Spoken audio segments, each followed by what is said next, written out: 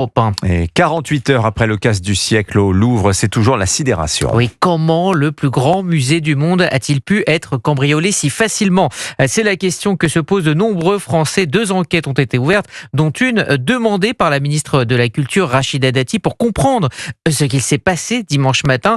Pour beaucoup, cet épisode illustre plus largement l'insécurité grandissante. Le reportage européen de Laura Legault, près du musée du Louvre. Face aux portes fermées du musée, Vincent, 49 ans, est dépité. Selon lui, ce cambriolage est révélateur de l'état de la France. Je trouve que la sécurité au Louvre est à l'image du pays, donc en complète décadence, que ce soit la sécurité, les biens des personnes ou même des musées, voilà, tout peut être volé. Daniel partage son exaspération, mais le retraité parisien n'est même plus étonné de voir de tels vols. Tout se dégrade, la sécurité, l'argent facilement gagné, on travaille plus maintenant, on dérobe. Pour d'autres, c'est l'incompréhension qui domine, comme Sarah, originaire de Gironde.